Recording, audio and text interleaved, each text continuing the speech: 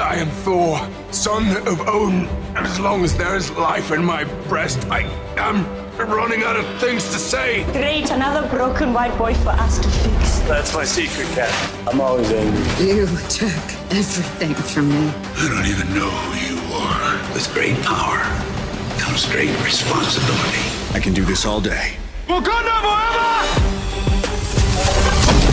And welcome, internets, to another episode of Views from the 616, the Blackest MCU podcast in the multiverse, powered by For All Nerds, where we discuss everything in the MCU from the perspective of people of color. And it is one of your hosts, per usual, Tatiana King, aka Tesseract Thompson, aka the coldest winter soldier ever, aka the life and times of Sharon Carter, aka T'Challa Bread. And today is a very, very special occasion because we are here for the all-star review of Spider-Man No Way Home. Before we get into things, I have to introduce everyone here. Clearly, we got to introduce the main man, the main co-host. Talk to them, Ben Amin.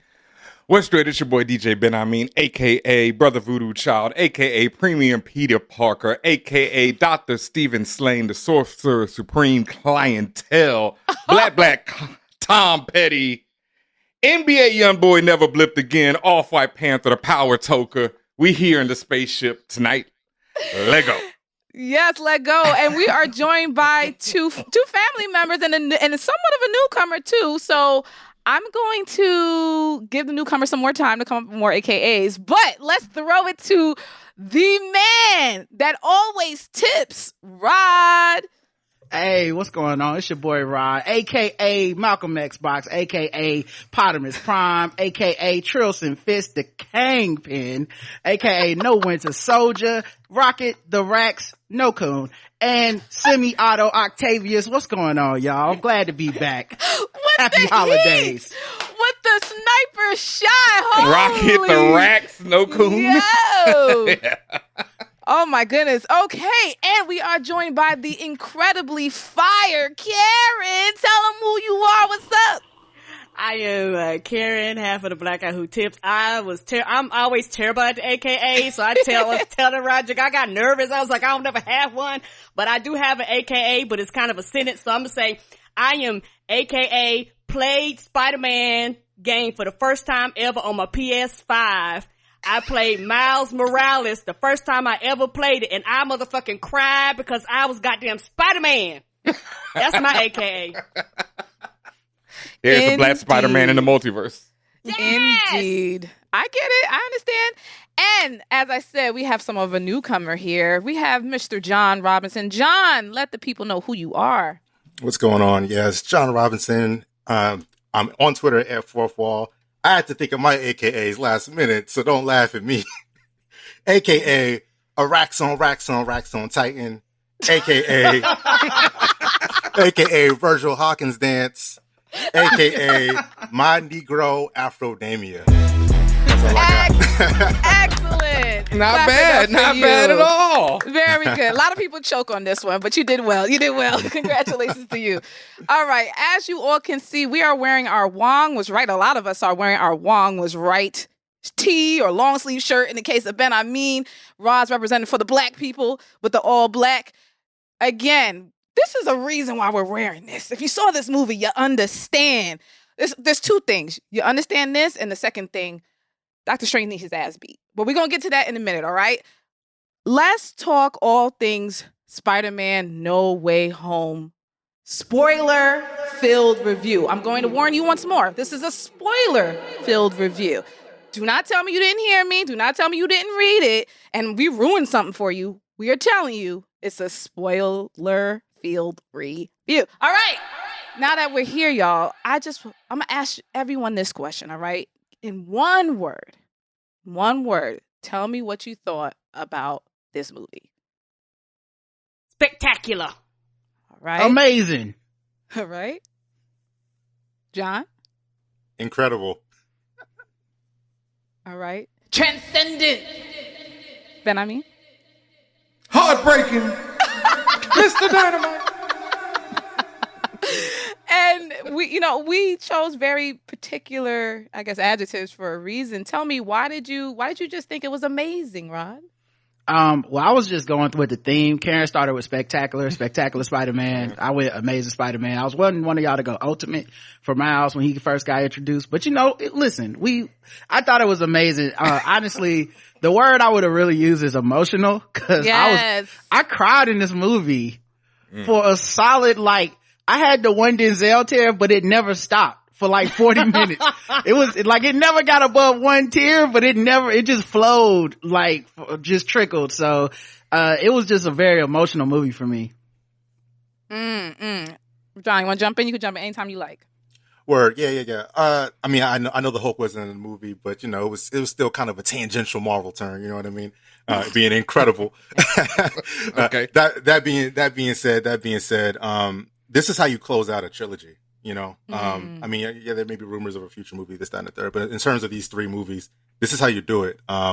You had 1 and 2 with Peter kind of learning how to be Spider-Man, that kind of thing, but this really hit the core. You got some really core character stuff in this movie, and like Rodman said, definitely emotional. So, great film. Yeah, I have to also just echo what you said, Rod, about emotional. I was down bad for half the film, just in terms of just being in my feelings. I was just and it was just so many different parts of me that got parts of my psyche and memory and all that stuff that got tapped into.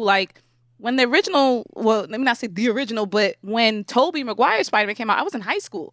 Mm-hmm. And to see all this time go by and then still have that really strong emotional attachment, and then the way that they just culminated all of these characters and the story, and similar to what you're saying, John, the way they wrapped it all up in a way that was just beyond everything I expected. I experienced every single emotion throughout this movie. I was what's that meme? It's a meme of a guy just making these faces every 5 seconds, just different faces. He's sad one moment, he's happy, he's scared the next. That's how I felt every step of the way. And for that, and minus the animation side, I thought this was the best Spider-Man movie ever. Mm-hmm. Yeah. I've seen it twice now, and I agree wholeheartedly that, besides the animation, but I still think Into the Spider-Verse is possibly the best, but this is the best Peter Parker ever done on any level at all, hands down. It's other than the comic books where it all originates from. This is the premiere level. And like I said, heartbreaking for me. Since we're doing full spoilers, Aunt May broke my heart, in a way that I really didn't even expect it to, because both times, the second time I saw it, it was even worse. Mm-hmm. And then the ending is I think I'm more upset than I'm sad about the ending. The ending, I am especially the second time, and having thought about what the film means, and we'll get into all that at the end of it. But the ending really kind of upset me. So, yeah. Once that glider hits you, that's your ass, Ben. I don't know what anybody thought she was gonna make it. Once that shit hit her, I was it was a wrap. And and the grenade, she caught 1-2 punch, it wasn't just it wasn't just the glider. Because I heard people oh, she'll be okay, but she'll be okay. I'll be have y'all not seen this movie right. before? Man, I thought she was gonna be okay too. She got up, but I was like, God, I thought in my mind I kept saying, she got hit kind of hard. I don't think she gonna make it.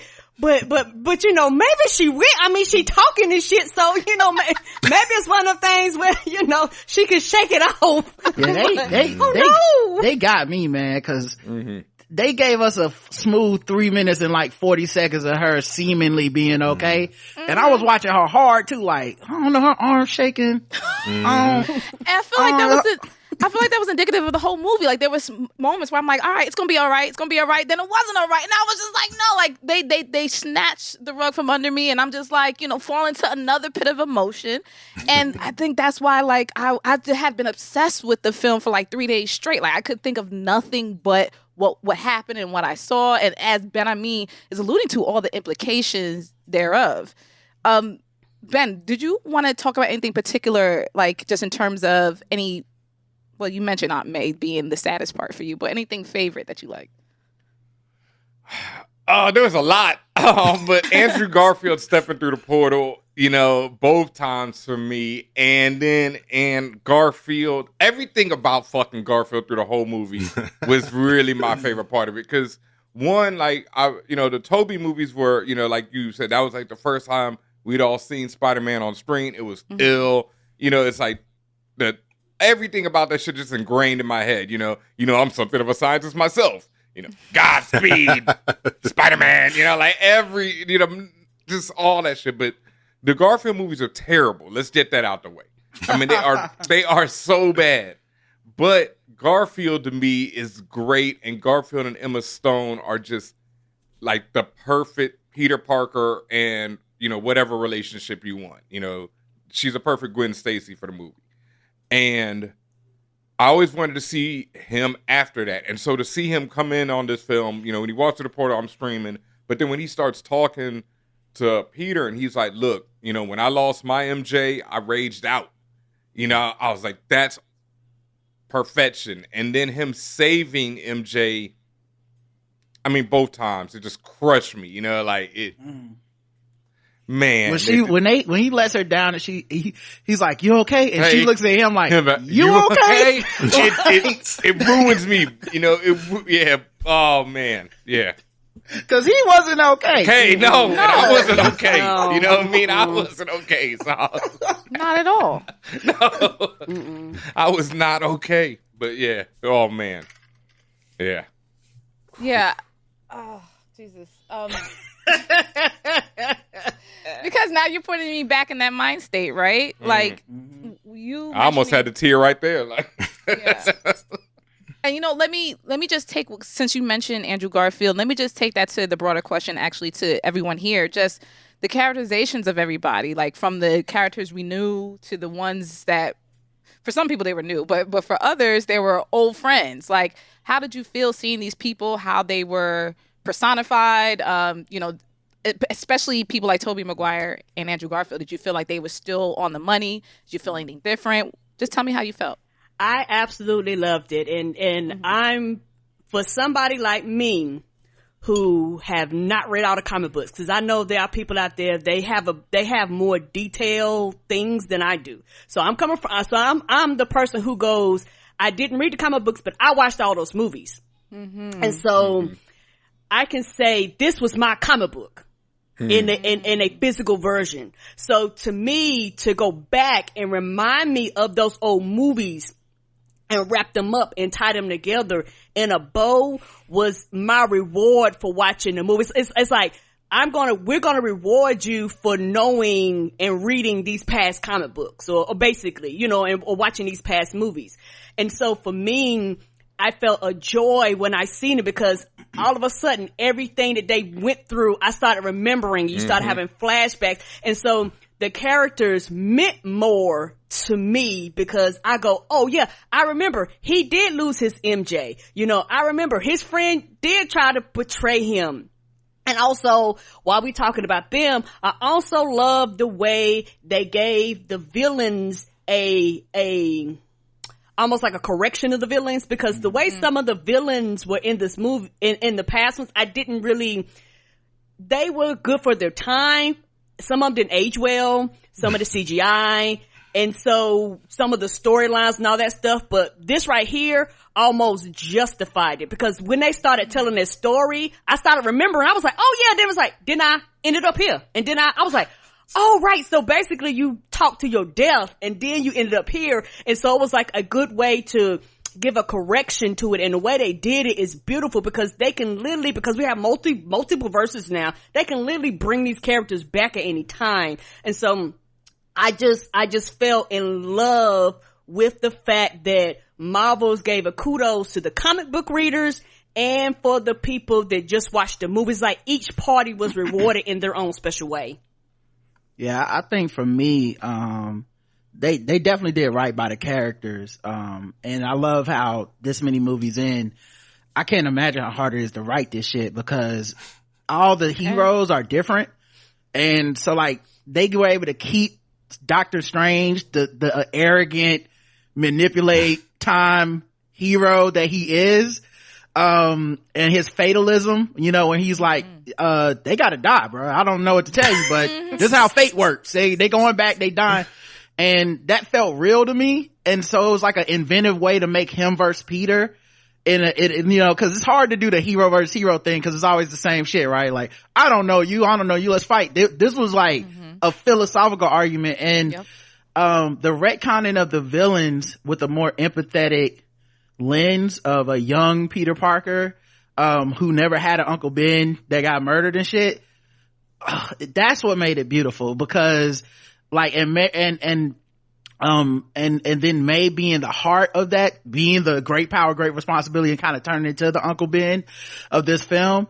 That's what made them stick the landing to me, because at the heart, this movie is about criminal justice reform. You know what I mean? Like, this is a movie about empathy for people that have like bad circumstances, mental health issues, and it's kind of that opposite of like, you know, my fist will solve this, Batman, you know, type of mentality. And that's the core of what makes Peter Parker so great as a character, is he's willing to take on tremendous burden at tremendous cost to do the right thing, when we all would have done the wrong thing. Like, everyone would have agreed with the wrong thing at one point. Like, you know what, bro, go ahead and send them back. And Peter's the one dude who's like, I won't do that. And that's what they nailed this time in a way that I don't think they've ever nailed before. You know, that matching that easy button, that would have been me, boy. Like, you know what, bruh? Niggas do die every day, B. Right. Send their asses back. like the second one of them like said something smart to me, I'd be like, it's like, what now? Hold on. Oh, you back? Mean? And now how the rest of y'all feeling, huh? Right. Now he's back. Who got something else to say? John, what you think about the characterizations? Yeah, for me, so Spider-Man in general, Peter Parker, we use just Peter Parker for right now. In general, I like how they take this character, whether it's in movies, video games, whatever. Cause I think most video game versions are pretty decent too. But I like how they take this character who may look slightly different, you know, different hairdo, little tiny personality quirks that are different. Like you got Holland, who he's the young, you know, trying to learn how to be Spider-Man, kind of like, I don't know what's going on, you know, like kind of guy. And then you got Garfield. He's a little bit more cocky, sure of himself, but still has like this kind of a, you know, well, his Spider-Man. I like how cocky his Spider-Man is in the suit and whatnot. But then sure of himself. Yeah, very sure of himself. More sure. And then Toby in this particular movie, you know, he's kind of the Grandpa you know, Simpson. Yeah, exactly. I'm back. He was old man Spider-Man, like old man Peter Parker. True, yeah. Right. He's like, you know, I'm the OG. You know, I'm coming in. Come here, young blood. Let me tell you why you should kill this dude. Right, exactly. The vibes I got the whole time. Yeah, exactly. That's how Toby felt when that's why he had to walk through last, right? It couldn't have been him first. He had to come through last, right? So, I really love that. But at the end of the day, like regardless of their different personality traits, like Rod was saying, their core is so solid. Like none of them dissented with Holland when he said, "Okay, we got to save these people, and this is why we got to save them." Right? They were all they understood completely. Like, you know, I guess the same way that you know, MJ and Ned. I keep wanting to call him Ganke. Lord help me. I keep wanting to call him, but Ned. Yeah. Yeah. The way they're all in, and they completely understand. Because they're him, and they are him. It is at their, I guess, all the Peters core. They were immediately in on the plan, and they were able to kind of use their different knowledge in that big fight near the end, to kind of come together or whatnot. You know, one guy's like, "Oh yeah, I cured him before. I got you on that," you know, and then I'll beat his ass before. I'm gonna do it again. Right, exactly. You know, and then you got Holland, who he's got the teamwork. He's like, "Wait, you guys never fought a team before? We got a whole Avengers. What's that?" You know, stuff like that. Like seeing them kind of come together and and work together as a team after they were kind of all over the place at the beginning of that fight. That was really cool to see. And yeah, I dig it. I got a comment real quick on my favorite moment. Yeah. Behind me stole it. Garfield catching MJ was it, dog.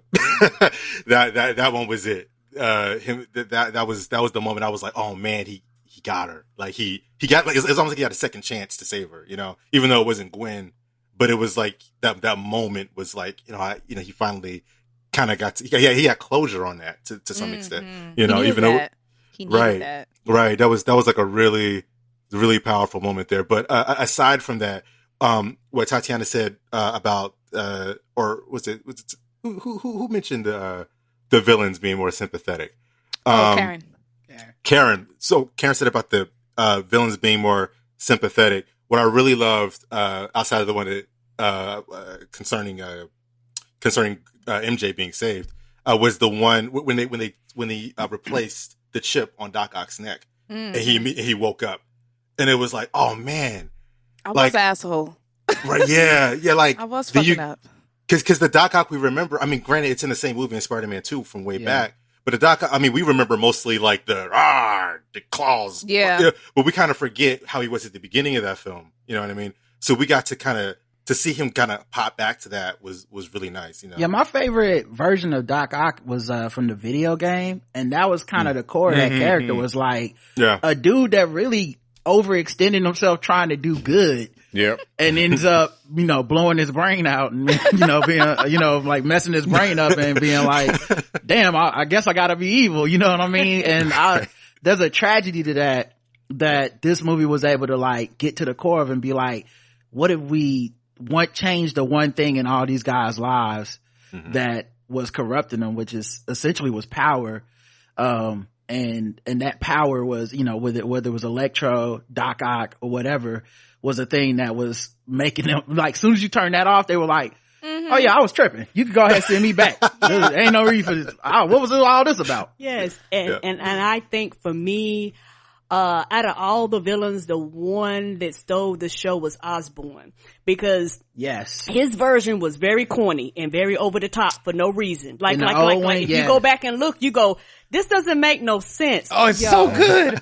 But like the acting, he's showing a scenery on purpose, right? Yeah, the acting performance was dope because Willem Dafoe went there. Yeah. But like, it is so comic booky, it could only exist in that film. Like, because since then we've had Marvel, and Marvel be like, dial it down by a notch and make it. Yeah. But that joint was like, he was just like looking in the mirror like, who said that? I said that. So good. Real talk, only Defoe could pull that off though. Like, but this time, he stole the show. Yeah, it was like for the first time I understood the character more. Yeah. And for the first time, I actually had compassion for him, particularly when he was in the kitchen talking to Aunt May, and she was like, I think something is mentally wrong with, like something's off with him. And then to see him just turn and just be so wicked when you had just seen the side of him where he was thinking logically. And I was like, oh yeah, I could see why Peter would want to kill him. Also though, that was why he is Peter's main villain in the comic. Cause this was the first time where I was like, and that's why. Cause like in the other joints, he was dope, but it was like, oh, this is kind of a cartoony, over the top betrayal. This joint was like, no, when he goes ham, he'll kill your mama. Like, and then be like, I didn't do that. I did that. Yeah, and in the comics, he always was on something like that. Like, I'm kidnapping your baby. It's like, oh, Peter gotta kill him. He got, like, I'm reading the book like, bro, fuck that. Kill him.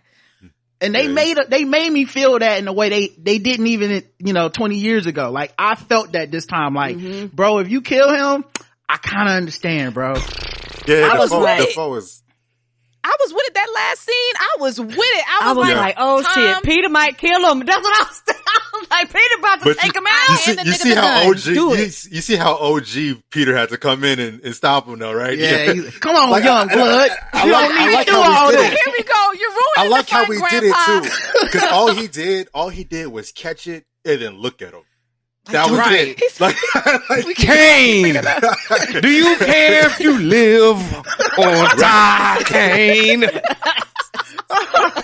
he shamed that man. He shamed that man into doing the right thing.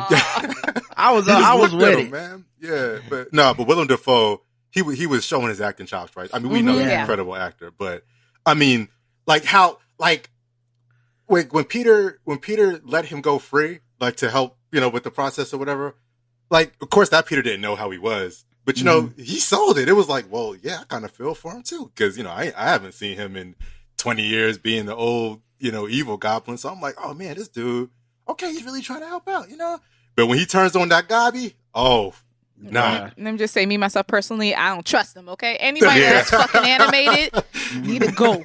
Nah. Immediately. I never trusted that man. But I understand, like, Karen, you expressed it so well, just how we all were able to just get really a reset even on the villains themselves and where they were coming from and their story and how they related to the characters and also to us as the audience. Like, you hit the nail on the head with that one. And it made it hit different. Like, anything that happened, like, even though I didn't trust Mans, like, even when he flipped over for a brief second, I was like, all right, man, he just needs some help. But goddamn, like you said, then he gets extra, kills the baby, and then it's like, all right, I got to kill you next. So, But that, I just wanted to mention, like, my favorite part, like, the most powerful part absolutely was the MJ save. My favorite part actually for me was the Peter 1, 2, and 3 speaking to each other. And so good. That was so fucking well written. Like, it was clear, like, someone was in the writer's rooms and said, okay, logically speaking, and I love logic, logically speaking, if 3 Peters were dropped into a room with themselves, what would they do? They would have these types of conversations. They were having an interview during the movie. They were, well, what is it like in your universe? And did you find any aliens and this and that? Like, it seemed, if you read this or listened to this out of context, you'd be like, yo, what the fuck? Aren't y'all supposed to be about to fight? But it made so much sense within the moment and within who these people are and their interactions. And it made that, like, I already had the love for Andrew and for Toby as their Spider-Man, but it made me love them as a trio even more. And then, like, and yet it was just some cute shit, like calling each other. It was also like, the commentary, it was so meta because it was all the commentary that we've had as fans about each iteration of each movie. So it was like there was a point where, like, Andrew Garfield was like, yeah, man, but I suck, and you're like, amazing. They're like, nah, man, you don't suck, bro.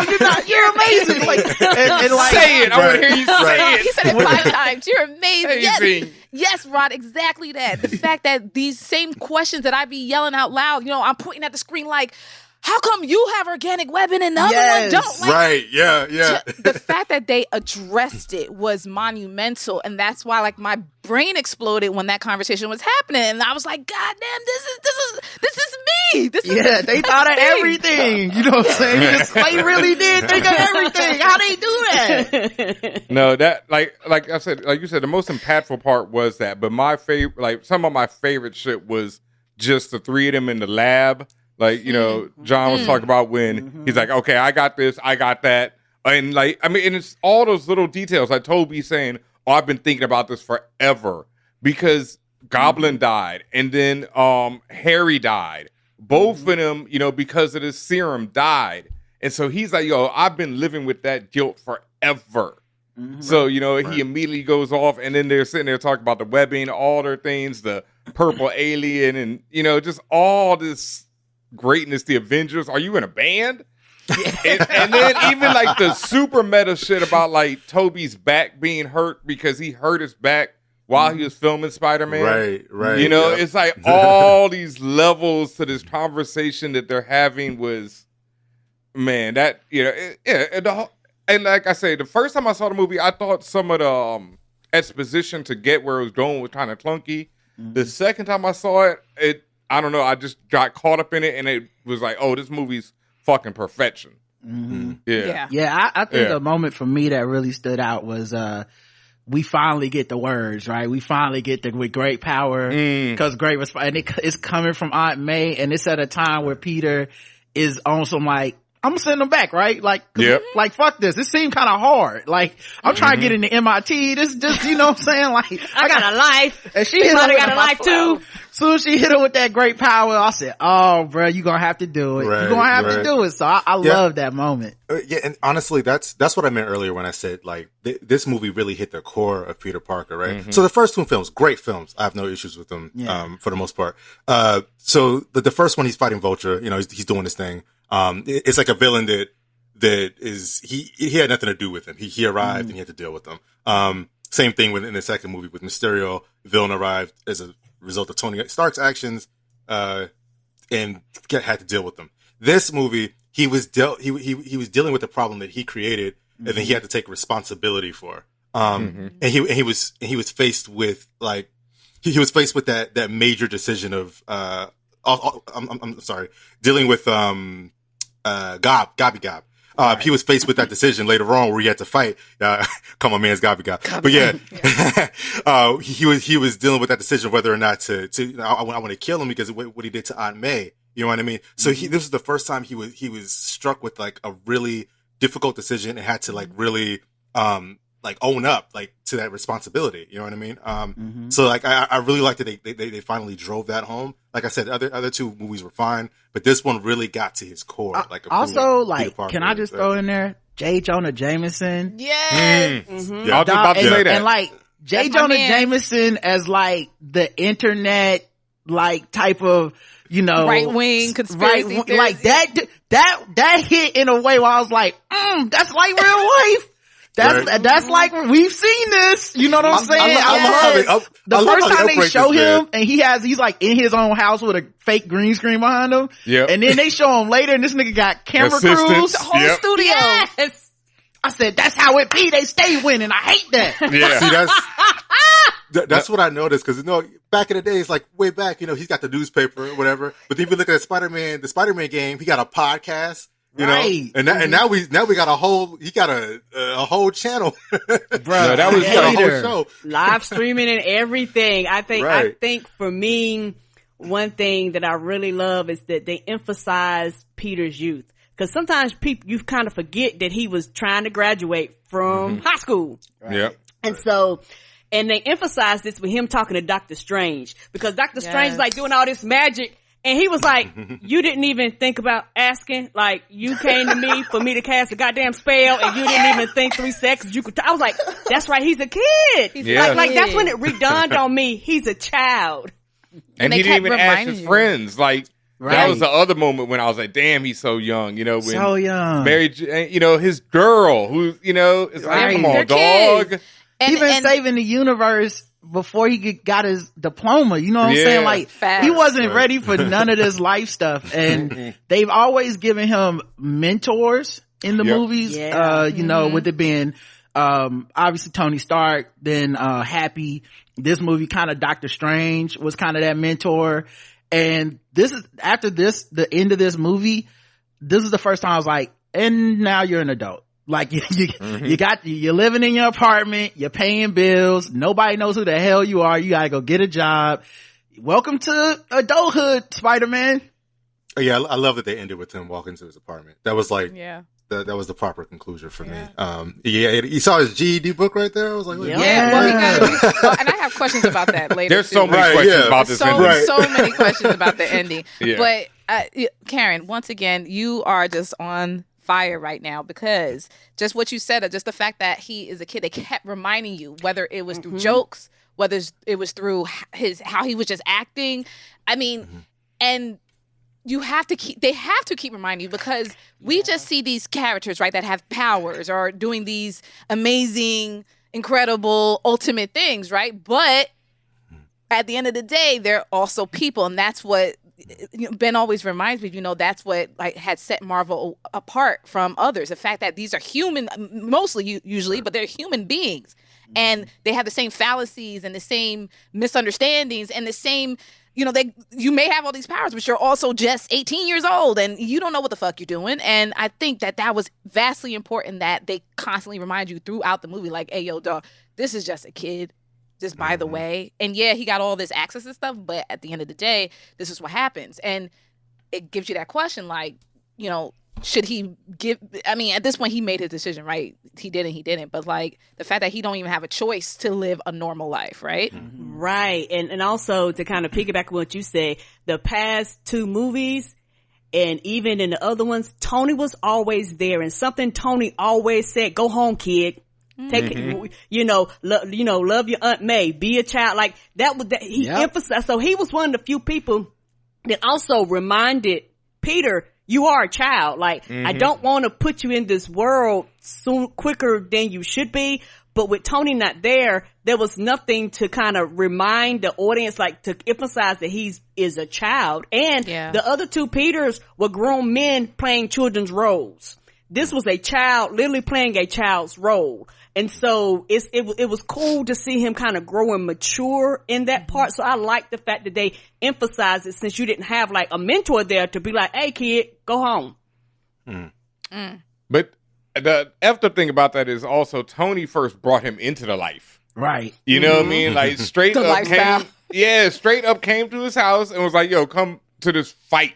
You know, that's the It's first the same introduction he thing. has You talk about it all the time on the show, Ben. He was used as a weapon. Yes. At first. Like his first introduction to this world was, you know, Tony saw some YouTube video and was like, yo, we gotta get this dude involved in the middle of a superhero fight. Like, I need to have this kid punch Captain America in the face. That's my first thought. Like, okay, It's so wild when you really think about how he's introduced to this world. It's like Tony Stark, as we always say, is a monster, and like that is one of his more monstrous acts right there. And then Tony realized after the fight, like, actually, you know what? I was tripping. You should go home. Right. Yeah, you are like 16. When the motherfucker gets hit by the side of a plane, he's like, yeah, okay, maybe This might be too much. Yeah, all the adults trying to fight, and he wants to have side conversations. They look like, why the fuck are you talking so much? Because you're 12. Right.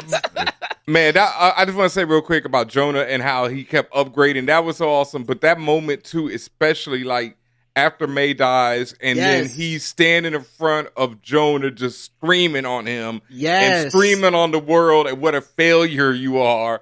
And, you know, Peter just standing there got to take that shit was like, Facts. And that's what make Peter at his core. That's who Peter Parker is, though. Because like in the comics, it's always Uncle Ben died, and it was like him being selfish with his powers, flaunting, you know, trying to get money, not stopping that crook. Like, it's all comes back to hit him. And so his inner voice is one that's like, no matter how great he does as a hero, it's like, you're a piece of shit. Yeah. You let your uncle die because you didn't do the right thing that one time. So from now on, you got to do the right thing every time. You late for class, but it's a robbery. Guess what you got to go do? Stop a robbery and get an F.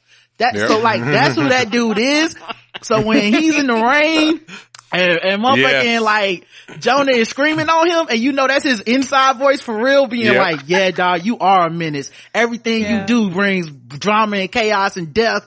Bruh, I was just like, Peter, don't listen to him, bruh. But you know he can't help himself. And that's hilarious. Jonah Jameson has his inside voice. That's funny.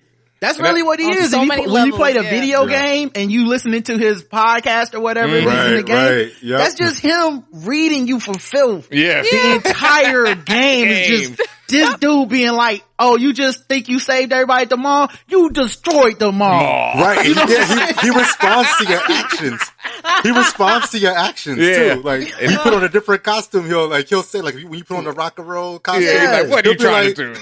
Right. Like, look at this man rolling around. He said, that's not drip. Take that shit off. I love when you get to play Miles, and Miles gets the podcast or whatever. He's like, is this dude a masochist? Like, why is he listening to this? Like, let me call Ganke, get him on the phone. I'm not doing this. Yeah. Right. All right. Let me ask some hard questions about this film. All right. Hard question number one. Whose fault is all of this? Is it really Peter's fault? Is it Doctor Strange's fault? Is it a combination thereof? Whose fault is all of this?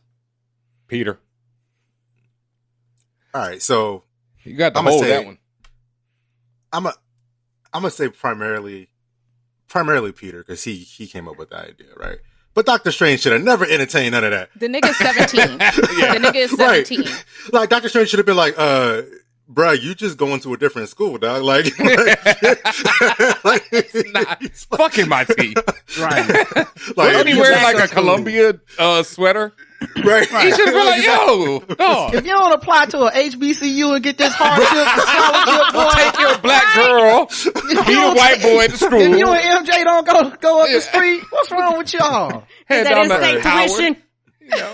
Yeah, I do blame Doctor Strange. Doctor Strange is the sort, and I hope he gets some blowback from that later on, because as y'all He are wearing will. the Wong, The was multiverse right, of madness Multiverse of is Madness coming. is the Yeah. blowback. right. The blowback but is his movie. I want to Right. see specifically Wong go in on Doctor Strange. Like that's what I want to see. I didn't even read him out. He's like, bro, you're not even really the Sorcerer Supreme. Like that's me. So what are you doing? Mordo about to do it. He about to go ham. I Oh, seen yeah. Yeah, he gonna that fix clip real. where he was like, I realized the problem is your ass. And them terrible dreads, boy. Ooh. Yeah, well, you know how it is. Man, that trailer hurt me, dog. I was like, as soon as he comes off screen, I'm like, oh. Yeah. I don't think we ever gonna get TV movie dreads right. I don't think we ever gonna get it. Look, they're lucky I was hype enough to see America's Star on her back in that little trailer thing. Yeah. That I couldn't really process the dreads fully because I saw America. Oh, no, bro. I probably- Honestly, dog, my dread vision, I just be turning it off. Like when I watch Right. TV and somebody got a can't bad do way, it. I'll just immediately be like, "That's TV. That's just what they do." Hey, you know what it remind me of though? When artists can't draw black characters in comic books, Right. And they give them braids and dreads that look like. I mean, I seen. Like- see, that's the thing. I seen the dungeon. You know what I'm saying? I seen the worst of the True dreads. indeed. Right. I watched Right, Walking right. Dead. You know what I'm 8 saying? Mile. Like, you know what I'm saying? I How seen you mentioned Tyler that? Perry shows and movies. Like Yeah, it could be can- worse. yeah, So it- like it could- that's as close as you gonna get on screen. It could True be indeed. worse, but you know what? The way people complain, niggas get on Marvel. They listen to y'all. If y'all Right. get online and complain long enough, they will get some niggas in there to hook them people up so they won't be looking crazy. They gonna do Sonic the Hedgehog on the Right. board. What y'all think about? So they won't be looking crazy. Complain about that, y'all. The new cut of the trailer, he gonna have a Caesar. Everybody gonna be like, "What happened?" Recast that man's hair. Ooh. Recast his hair. Hashtag. All right, I like another that. hard question. What did you honestly think of Jamie Foxx's Elektra? Honestly.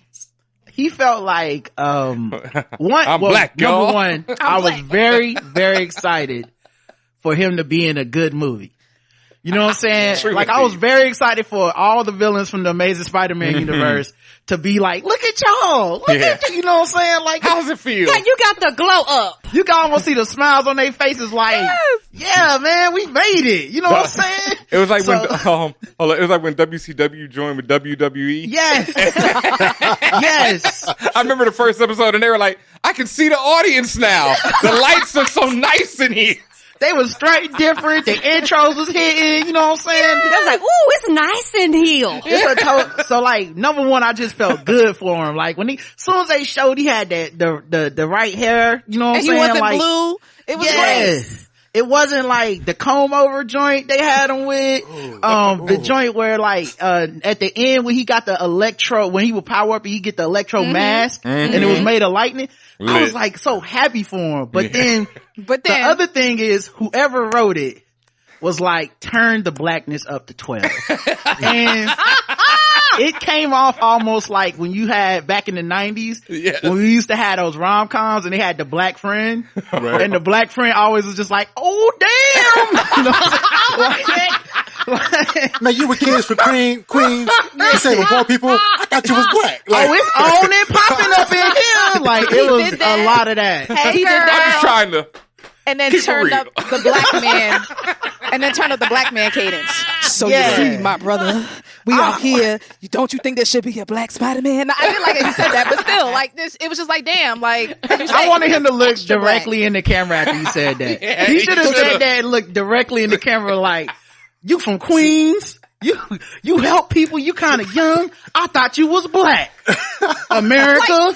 America. They could have just put the kufi on the man's head at that point and the lasers come out because that's how extra it was. And I'm saying, I know I couldn't be the only one who felt that. Like, come on, bro. When his Come powers turned on. electric, it should have been a third eye on top too. That was my man. I messed with it, but yeah, it was like, you could tell it's not his movie, but they wanted to give him some lines so he could like steal the show kind of. So real talk. I think so. All right. So one of the most cringe things ASM2 was that character. Yes. I get what they were going for. They're going for a really neurotic, like really like out of like antisocial, out of touch, crave attention kind of character. No, you can't get what they're going for. That shit was black. Yeah, it was bad. It was bad. You're right. It was bad. You're giving it way too much thought right there. Look, I'm trying to be nice about it, but you're right. It was bad. And we're not being mean about it. We're being real. Right. What the fuck, bro? Like, that was... You're right. A black man with a comb over? Come on, fam. So I think Stop right there. Like, I can see if he voted Republican, but right, other than that, there's no excuse for a black man hair to look like that. Oh, never. But I think in this film, like it was him like coming into this like this new space and trying to like maintain an inkling of what that character was, so it wasn't completely different, but then kind of like throw out upgrade to like what he was. You know, I see why he didn't want to go back. What's like that power like? The other people, I was like, y'all really should go back. But for him, I was like, yo, I see why you don't want to go back. He was like, no more supercuts for me. You got a better barber. My man's fade was beautiful. Like, the outfit was hitting when he came back with the new drip. I said, yo, Jamie can't go back. No, Jamie was like, look, I went to Greece with the Z. I will not go back. Yeah. They fixed him powers wise and super villain wise, but everything else, I was just like, what's going on here? And for me, it oscillated between extreme black man TM and just kind of I'm not really Powerful acting. black. I'm just kind of talking. Like, I mean, that's Jamie Foxx in pretty much 90% of his movies. because Jamie's very dynamic. You ever see him in Ray and other stuff? Jamie's Ray, actually very Collateral, dynamic. and then there's a lot of movies where look, So like all great actors. They can act and then they can be themselves and be good as themselves. Well, this was his mortgage movie because he didn't give a fuck. That's what I'm saying. It was great. Denzel got a plenty of them on his list, where he's great as Denzel. But the thing just also Denzel. is like they just didn't give him a lot to work with. That's true. As a villain, you know what I'm saying? No. Like low key, if Harry Osborn would have been in this movie, it would have been similar. Like you are one of 3 villains in a movie. Like you're not Norman Osborn. You're not Otto Octavius, dog. You didn't get that burn. So, Franco. Sandman was similar. Like Sandman to me wasn't killing it. Lizard wasn't killing it in this night. Like, so of the like B-level villains, Jamie was the most memorable. Yes. But it was because he was just being comedian Jamie Foxx. yes. And I was going to ask you that. How did you all feel about the B squad that got, it was straight. 3 lines each? Yeah. They gave me a reason to be like, oh, Sinister 6. Like, that's all we need. Almost. Sinister 5. Yeah, you know what I'm saying? Like, this count? Like, that's it. Almost. and they did little things to kind of remind you what the characters were about. You know what I mean? Like Lizard was talking about, turn all over to lizards. Yeah. That's the other thing. When Jamie started roasting people. Yes. Right. That was great. You don't turn me into a lizard, right? This dude trying to turn everybody 2 years later, you was dead too. Like, it was all in the papers. That's the solution. Like, really? But I like little tiny things like you said, Flint. I keep wanting to call his name Kane Marco. That's Juggernaut. Flint Marco. Okay. Yeah. Flint Marco mentioned his daughter. It kind of gives you a little primer, like a reminder a little bit. Like, oh yeah, that's right. In that movie, he actually did have a real motivation. I like how they like put little tidbits in there to kind of bring you back. Just to try to make you care about. Right. Yeah. Right. All right. Next hard question. What did y'all think about the ending? Were you cool with it? Were you okay with it? Ooh. And also, there's another part to that. Can I just introduce a theory and you might about to say the same thing I'm about to say. Yeah, okay. Well, let me introduce this theory to y'all right here, right? Okay, first of all, there's a lot of things that the writers of the next film are gonna have to figure out, like Social Security, all this type of thing, Flash's book, etc. What happened to all that? That's not even my worry. My big problem, or not problem, just I felt a ways about the ending. Yeah, I felt a ways about the ending is one. Peter ignores MJ's last wish to him, because he feels like this is the right way. Well, they're better off without him, and they're safer. They're both in MIT. Not what she asked him, That J. Jonah Jameson inside voice, dog. I get it. So second, but my problem with it and what I think people aren't realizing, I feel like Sony is now going to start making these Spider-Man films in the Sony MCU verse. Where we won't see any of this anymore. We will perhaps see like one character jump in, but it's going to be more of Sony's creations like Kraven, Morbius, etc., etc. And I know a lot of people are really happy because they didn't like the Iron Spider Jr., whatever, Tony Stark Jr. version of this, but I always love these films. Mm-hmm. And I think that, and I know some people even asked me, was this like an origin story over 3 films? And at first I was like, no, but now I'm like, yeah. It kind of is. And that's my issue, because it's like, I don't want to see Tom Holland do the Tobey Maguire or Andrew Garfield Spider-Man films. I've already seen those films. Right. So to see this broke by himself, don't know nobody Spider-Man, down on his luck Spider-Man that I've seen and read for 80 million years isn't dope to me. And to lose that connection with MJ and Ned hurts because they're dope. And so I don't, like, that was another of the most moments for me in this film was Peter on the roof and MJ and Ned coming in and hugging him. Like, it crushes me. Yeah. Because I know what it's like to go through grief and then have your friends, be like, yo, we got you, fam. So it's like, that moment was like, and so for them, I did not like. I think what you're describing to me is why it worked for me is because the sacrifice that it was felt like the shit that Peter would do. Like, true, it indeed. almost would have felt inauthentic especially when she brushed her hair and that fucking cut was still on her face. Yeah. Like, in my head, I was like, he not let him go, dog. Cause Peter Parker at the end of the day is a Shakespearean tragedy, man. Like, it's just, he keeps doing the right thing and it keeps fucking going his wrong. life up. And and like, honestly, until this movie, they really hadn't explored that. It was always like, he did the right thing, kind of worked out in the end, like maybe like they hit you with a haymaker in the closing credits, like J. Jonah Jameson revealing his identity, or May finding out he's Spider-Man, but like, they normally wrap that up in the first 10 minutes of the next movie, right? Like, it wasn't that bad. You're like, oh, okay, I guess things ain't that bad for Peter. This is the first time, and it's something that people been saying they wanted to see from Marvel for, we're 20 something films in, and they're like, they don't have the courage to have one of these guys just lose. And I'm like, bruh, this a loss. This a L. He held the L. He took, like, even if we think it's Strange's fault, he said it's my fault. And then he said, because it's my fault, I'm punishing myself. And I lost my aunt, my only maternal figure. And I lost my friends, my connection to the Avengers on a level of like, they know I'm Peter. You know what I'm saying? Like, that shit is heavy. So I can't wait to see what they do with the next joint, because it could be like them other movies where 10 minutes in, he changes his mind and they are kicking it with MJ, because Zendaya, they not gonna just throw her.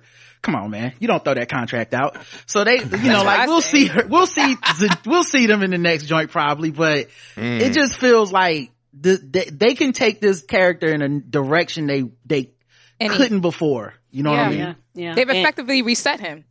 Yes. And this is how I feel. I absolutely love it. My thing is, because I kind of follow who owns what, I trust Marvel.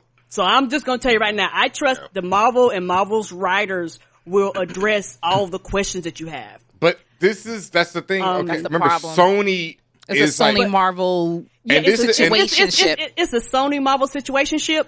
But guess what? When Sony was like, we're going to leave, Kevin Feige was like, okay. And guess what? They came tumbling back. Right. So my thing is, they know that Marvel is the one that actually makes you the money. They literally said, sit back, shut up, let us take this character. All you gotta do is cash the motherfucking check. Even the Venom thing was funny because they have him leave behind a glob and then go back home. They be like, no, we don't want Tom Hardy. Take your ass back to your ghetto universe. Right.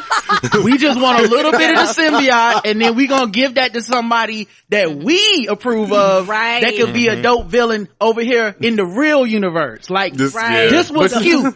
And I think they're gonna do that with Morbius, all this stuff. Now, they can't help that Sony owns those titles and properties and will continue to make movies. That's, literally there's no company that can stop them from making those fucking movies, but they can kind of mitigate within this main MCU, like how much that affects things. And it was honestly like they threw them a bone with this multiversal thing, but only Marvel would do it in a way that made us go, yo, that was dope. We got to see Andrew Garfield again. We got to see Tobey Maguire again. I believe in Kevin Feige and Marvel enough to think they will keep that going. You know what I'm saying? Unless Sony destroys it on their own, in which case, I don't nigga, think we they won't will. care. We not gonna watch them. And that's my thing. Like, I'll just aside. People watch now. When stuff is Disney Marvel, the introduction is different. The other ones is like in association. Like now they actually, Marvel did its own separate intro to be like, look, we know niggas get mixed up. We know y'all get confused. So we want you to know this Marvel shit over here ain't got nothing to do with that bullshit over there. You hear them horns? Right. So it's one of those things where if they decide to make their own bullshit, it's gonna make money, but it's not gonna make the same money as the MCU. No, and I don't think, because Sony has already said they really like working with Marvel, but I also know that they want to, maximize their products. Like, I know it seems like, I think Morbius is going to take place in the MCU, but not in the MCU. It's the same thing like how they're alluding with Venom with Well, what's his Venom face? seems to have gone back now. Like, He's Venom gone seems back to be and like, forth. They're playing number one, they're definitely playing games with that character. It's like, oh, he's part of the universe, but not really. Nah, he's not. Yeah. Like, Right. they feel like they're doing the same thing with Morbius, but like you said, they may put Morbius. If Venom is half in, half out, Morbius may be 3/4 of the way in. Yeah, because it's like, I think Keaton is playing a Vulture in Morbius. He is. Yeah. He is. So it is. Oh, wow. It's low-key so brilliant though, because like using that multiversal thing, they ultimately answered to like, we can take what we like, leave what we don't, and when it's time for us to come in and make our joint and be like, you know what, that was cute what y'all did with Morbius. He could be in our movie for like 5 minutes, then we're gonna send him back to y'all little shit. Like, it was kind of smart, man. I think they really I trust them to handle that in a way that I would never trust Sony to handle it. So like, if we hear something come out of there where it's like Sony's making the next Spider-Man movie, that's when I would be like, that's when I'm worried. they fucked up the ending. Yeah. As long as he's like, I'm in this, I'm good. Yeah. Right. And my thing is, because you already introduced multiple universes, you can be like, look, Marvel could be like, that's another universe. Like, they can literally say, that ain't got nothing to do with us. That ain't our shit. Right. Yeah. And keep it moving. And that's brilliant, right? I mean, it was baked in, retcon is baked in, we can just say whatever the fuck we want to say, because that's part of all the canon of all these years of stories, right? And that introduction of the multiverse itself within the MCU, I've always likened it to Rogue One for the Star Wars universe. It just opened the door for everything. You can say any motherfucking thing is part of the story or it's not, and change your mind at will. Yo, I love, by the way, we didn't mention it, but that first cameo with Matt Murdock. I was going to say yes. That was a favorite. I screamed and I had to calm myself, but I was there. I said, my whole theater was like, my whole theater blew up. I I jumped out of my seat. That's another one of them moments where it's like, yo, the multiverse really opened it up, because we could be like, that actor deserves. Yes. He did that. Like even if there's anything you didn't like about Daredevil, that's fine. I'm not here to argue with people, but there are certain people that did their thing in that series. He one of them. Cox did it. Vincent D'Onofrio. He one of them. So like this idea of like, yo, you know what? Gonna give us Matt Murdock. Gonna give us Kingpin. Not so fast, Iron Fist. Not so fast. Colleen Wing, you can come along. You can come right along. Colleen, Misty Knight. As Bendis, what about Jessica Jones? You want her? I love Jessica Jones. I love the first season. I love the first season. No, but Kristen can come back. She can come right back. The actress that plays, bring her and Misty. Kristen Wiig was like, not Kristen Wiig, Kristen Jenner. Kristen. Oh my bad. I get my white women confused. I'm sorry. My bad. Jessica Jones actress. There's just so many. There's just so damn many.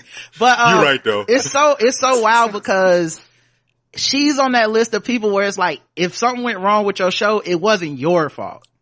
You know what I'm saying? So now you got this opportunity to just cherry pick the talent. You know what I'm saying? It's like in the NBA when they look at like the draft or the G League, when they be like, no, he good. You could come on. No, the rest of y'all keep practicing. You know what I mean?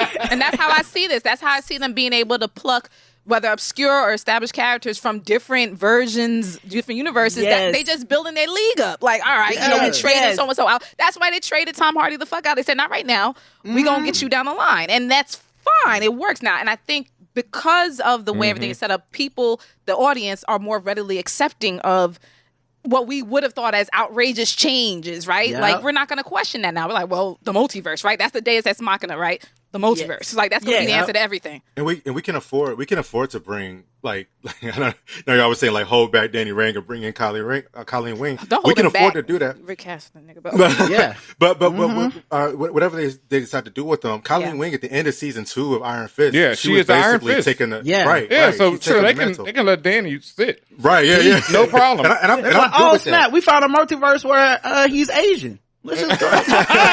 Who knew?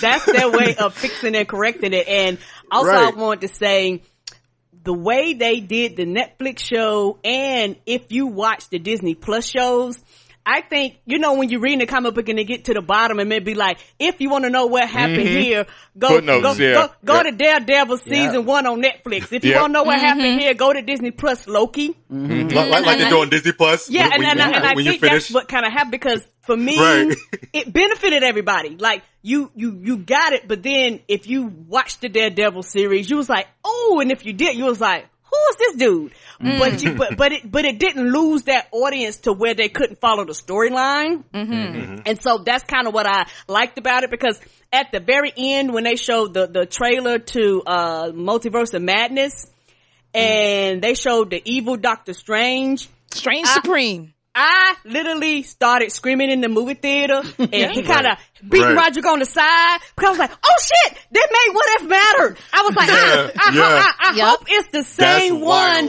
that was with the Watcher. I was like, I hope it is. I hope it is. Yes. Even the idea of Dark Strange, that because of What If, we now see how far Dark Strange can go. Yes. Like, we already know, have to be the same one. That's the thing. Honestly, it could be a different one, and we still will be like, nah, nigga, this is a problem, because you're already a problem. Dark you?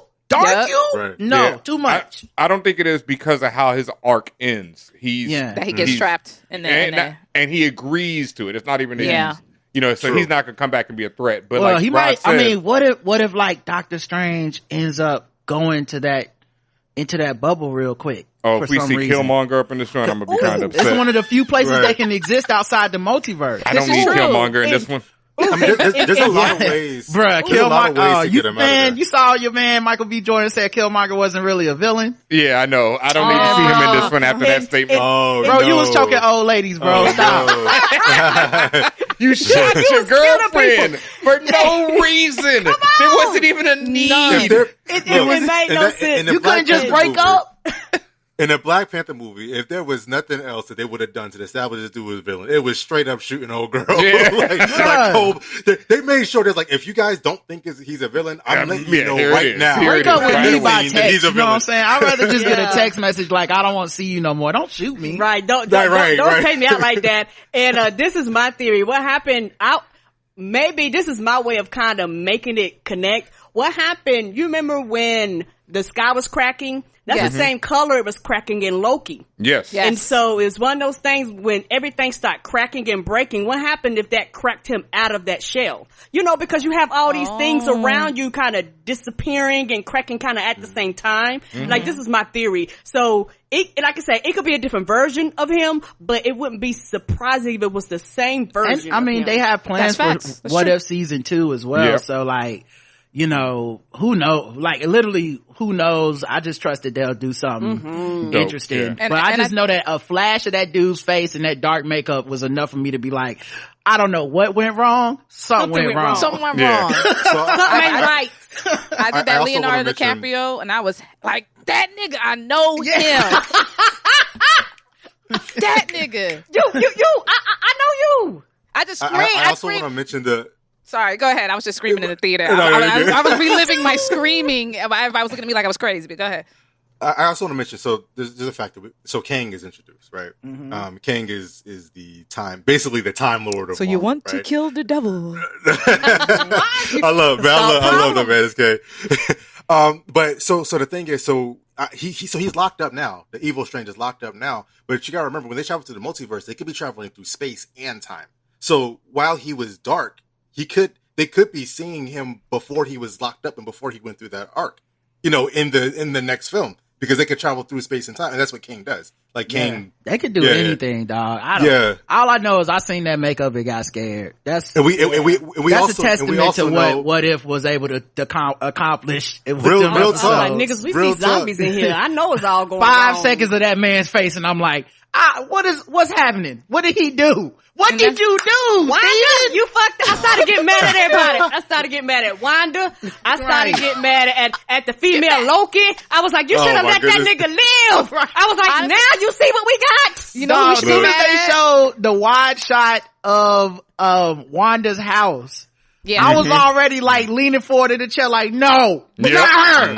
I knew it right away. I knew it. Right. Be mad at all the white people, all right? Because I was mad. Wong was right. Listen, come on. Wong was like, Strange, don't do that. Wong is a good example.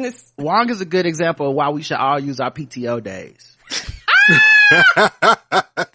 I want to say one thing that's really interesting and ill is like Marvel keeps breaking all these rules, as far as like cinema and shit. Yes. And like one thing that they really do now, like, I'm trying to think if this rule, because this rule was definitely a thing back in the day. Like TV actors were TV actors, film actors were film actors. Right. That's it.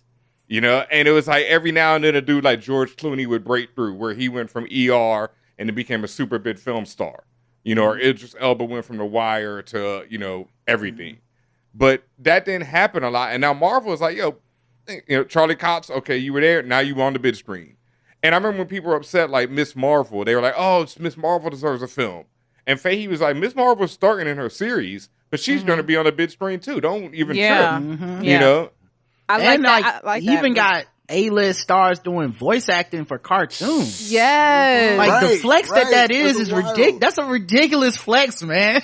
I mean, whenever I remember that Bradley Cooper is out here voicing Rocket and doing a phenomenal fucking job. Dog. Probably his best role to me. Like, right. I mean, between that and my joint with Lady Gaga, that's my ish. Oh, yeah. You got a tree that just says, I am Groot, and everybody just cries and get emotional and understands what the fuck this tree is talking about. Mr. Family, is out there still doing I am Groot over and over again.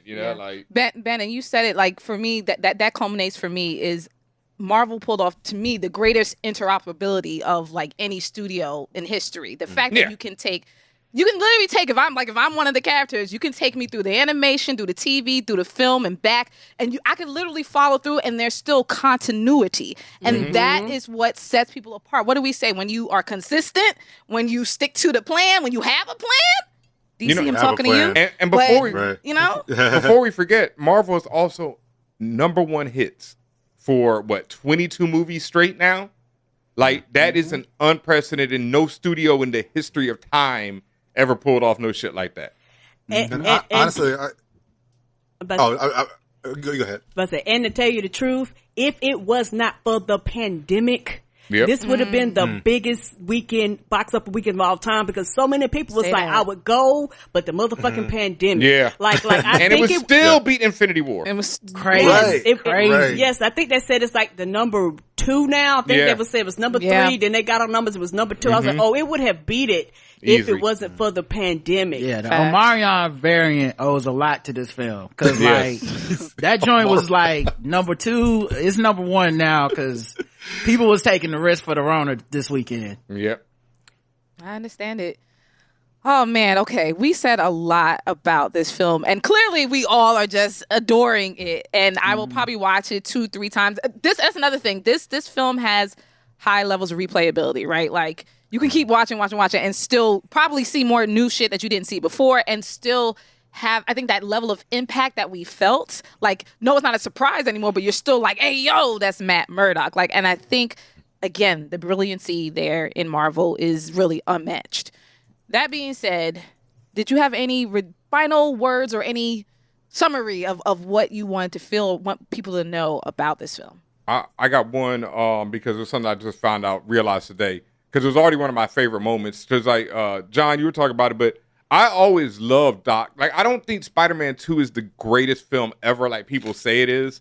Or greatest superhero film ever. I think it's great, and I think Alfred Molina is so good, but I think it's kind of clunky in parts and whatever. But Alfred and his relationship in that film is so dope to me. And Alfred's failure to save his wife and what drives him into the madness is also so ill. And so one of my favorite moments, and I didn't even realize that it's as straight as that dialogue from that film until today, is the last thing Toby and them say to each other when he's like, "It's good to see you, dear boy." And he's like, "How are you doing?" And he's like, "Trying to do better." And that's from the fucking from the, Spider. And so that, and the dear boy, that line just, I was like, come on. Hit you in the feels. Yeah, all in them. Go ahead. Any other overarching thoughts or last minute things you wanted to mention about Spider-Man? I have 3 things. Okay. The first one was, I hope the next, Tom Holland's already said he kind of would like to have a more diverse Spider-Man in the next, lead. Mm-hmm.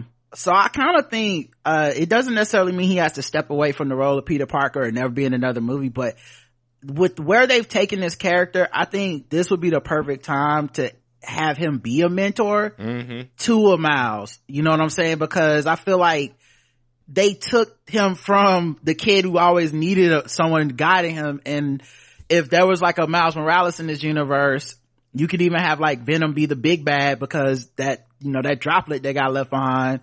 And then like do kind of that stuff from the comic or from the video game.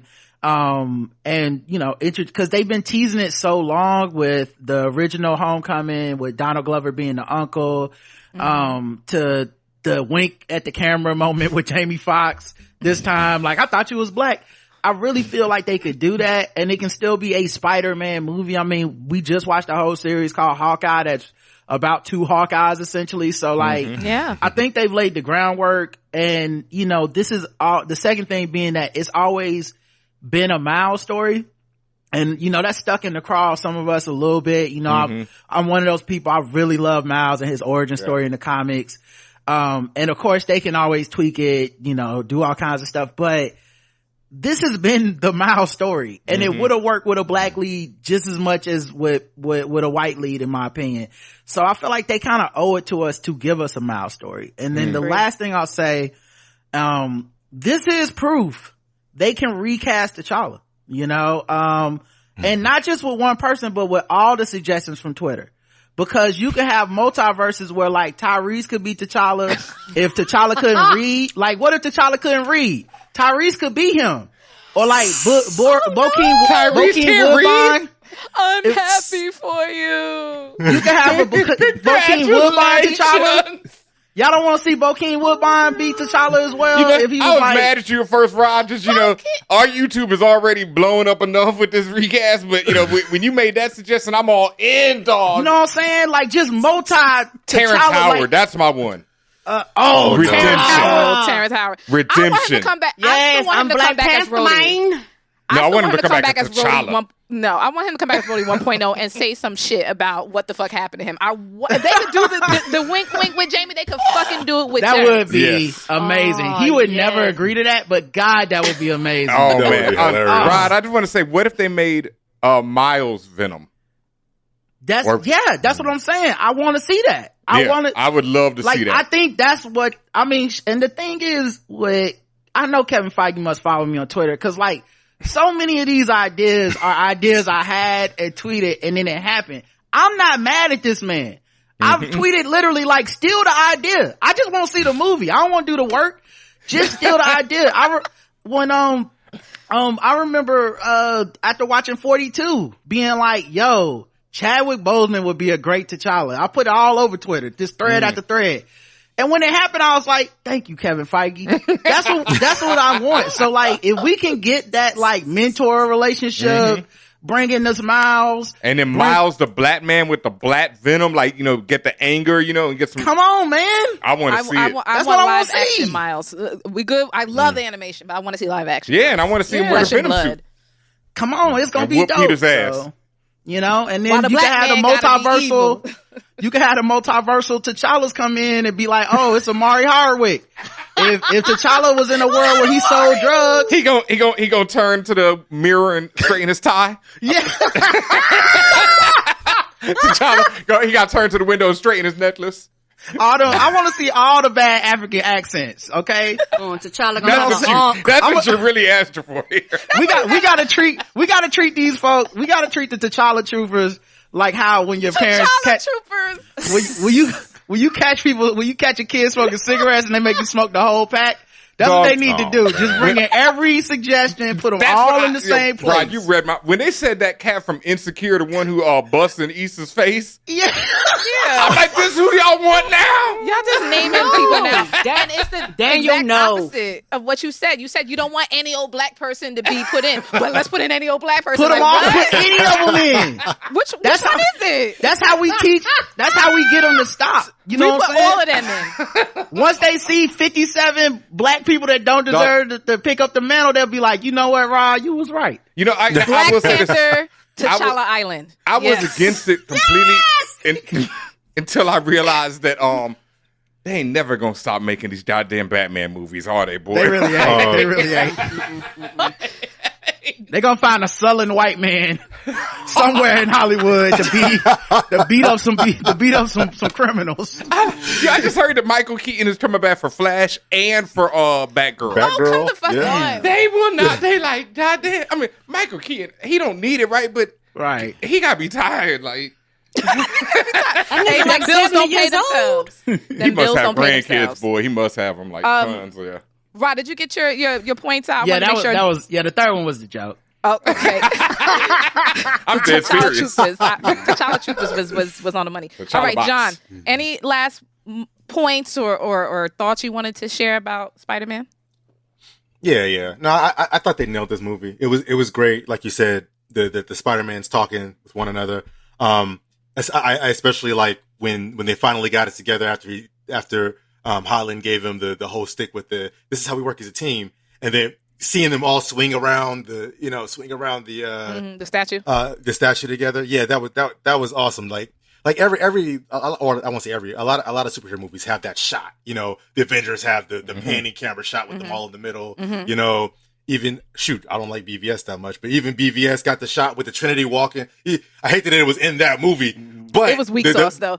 Yeah. but with the shot of them walking together, it felt, you know, you kind of had that brief feeling of, wow, there goes the Trinity like together. It's a money shot, right? The Spider-Man money shot. It's the hero shot. I love that. I love that shot, and it's the reason I end up seeing them DC movies is because they put it in a trailer, and I'll be like, oh, well, they got some of it right. Like, it can't be that bad. Then every fucking time, I'm like, they didn't get none of it right. Right, none of it. Man of Steel trailer still makes me cry, though. I can't lie. That trailer was still made me cry. It's all wrong except for the money shot. They got beast trailers. Like, whoever edited the trailer, that's who should get paid the most at DC. Right. Because that's the only thing they give me in the movie. I'll be like, nope. See the trailer. Maybe. Yeah, maybe. Maybe I can see it. You might got me. Nah, but the Spider-Man, the Spidey, the Spidey-Man, money shot is, I love that. And then hopefully in the future, I agree with Benjamin. I don't know if I want to see the down and trodden, you know, Holland be the down and trodden Parker. I mean, we saw that with the dude asking Toby for rent, in his apartment. You know, I mean, in the comics, he's always the trauma mule, you know, He went through House of M and then remembered his whole life with Gwen. And House of M was wild. He remembered his whole life with Gwen having kids and everything, and then got it all taken from him. It was wild. Yeah. You know what I mean? Like, he goes through the worst, most traumatic stories in, you know, One More Day and all that. You know, he goes through all this stuff in the books, and like to see him like kind of deal with that on screen, I'm kind of worried about that. But the other thing that was brought up was the idea of him being a mentor to like a Miles. So that would be cool if they did like a mentor Spider-Man movie, you know, both of the Spider-Mans. And then maybe do bring Venom into it, do the Venom thing, and bring some of the new Venom stuff. Because we've seen the old Venom story, like, yeah. I mean, we get how it goes. I mean, in Ultimate Spider-Man, when they switched over to Miles Morales, that's what they killed Peter, which I'm totally for. No offense to Tom Holland, but the next gut wrench need to be him dying. They could bring him right back though. They could, but you got to kill him though, because then that's the thing that affects Miles and makes him step up to be a hero in the Ultimate world. And since they've exhausted Miles' storyline, They really haven't left a lot of choice. I think you need to go for the gut wrench. Like, oh, look at this. He's an ally. He's a great white guy taking this black kid under his fucking belt. And like, an hour into the film, when we get to that third act, he is dead as shit. Now, did you just describe Keanu in Hardball? Yeah. Wow. We love in every sports movie, any white person in any sports movie ever. Right. Let those niggers play. Wow. What a great white man. Wow. Yeah, there you go. Oscar. What the hell wrong with you? Like, for real. But yeah, this man. We've seen a lot of the old Venom stuff. I wouldn't mind seeing some of the new cosmic Venom stuff, you know, like with the When you're going to see it, because it's questionable what Venom is at this point. I thought he was of a different universe, so why didn't that little bit get sent back too? He's right. He's a cosmic being, but he's from another universe. Why was Electro there? He doesn't know who Peter Parker is. Right. This is true. You know, so if we worry about the rules too long, we're gonna be here with straws all night. Yeah. Right. But that would be cool to see that future, like just like to expand, like if they do another trilogy or whatever with Spider-Man, to kind of expand it, have Miles become like the centerpiece. Hopefully, maybe have a mentor movie, then have him become the centerpiece, and do some Venom. Let Venom be the main villain, and you know, bring in a bigger story with Venom, with, you know, like the current stuff that's going on, with like Kate's recently done with Noel and all that. Woo. All right, y'all. This has been an incredible, amazing experience with all of you. Thank you, as always, Rod and Karen from the Black Guy Who Tips. Thank you, John Robinson. Please let the internets know where they can find you, any upcoming projects you have going on, and, you know, I guess be prepared for people to argue with you in like 5 minutes after they hear this. Go ahead. You can find everything about us at theblackguywhotips.com. You can find us on Twitter. My Twitter handle is Say That Again. Roderick's Twitter handle is at Rodimus Prime. And right now we don't have really anything happening. We just been grinding and working and putting out shows. Always excellent. That's amazing. Always something going. Come on. Y'all put out like 8 shows a week? Like, come on now. Fuck out of here. He's like, we ain't got nothing going on. Like, just like the longest running show ever. Yeah, the longest running podcast, the most episodes of any podcast. Like, you know, come on. No Nothing big much. deal. Yeah. John, let people know where they can find you. Anything else you want to plug or talk about? Word. Yeah, you can find me online at Fourth Wall. That's IVWALL, like the Roman numeral 4th. You can find I have a writing podcast called Beyond the Fourth Wall on all major podcast stations. You can find it if you want to learn about writing. I also do a writer's chat every Wednesday, except for today because it's the holidays. But usually every other Wednesday, I do a writing podcast. You can join in via Twitter Spaces, and we talk about writing. Listen to the podcast to get information on writing from published writers. I'm a comic guy. I write comics. You can check out my comic Scorpio. And most of the authors that come on the podcast are comic writers. So check it out if you get a chance. As Benjamin would say, word up. And this has been an episode of Views from the 616. Thank you, everyone who has been listening to us, who has been enjoying things. Make sure you follow everyone you heard here today. Make sure you big them up, give them the salutes, all the good stuff. Make sure you follow everybody and make sure you follow us. I'm Tatiana King. That's at Tatiana King. My colleague is at DJ Benjamin. Make sure, as you saw us with the pretty Juan Was Right shirts, make sure you get yours along with other beautiful merch with amazing I'm gonna get mine. Designs. Please get yours. tpublic.com/stores with an S/forallnerds. That is one of the many ways you can support our podcast, our brand, everything that we do in the For All Nerds multiverse, like what I did there.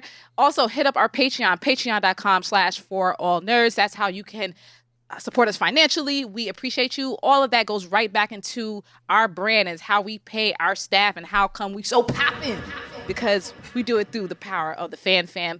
Also, FanFam, make sure you are subscribed. Twitch.tv/forallnerds. That's how you are able to watch us live and interact with us in the chat. Make sure you're following us there. Make sure that you're following us on your favorite podcast platform. We are everywhere. Subscribe to For All Nerds to listen to Views from the 616. And I think that's everything, right? That's it, man. It's been a love. Spider-Man will return.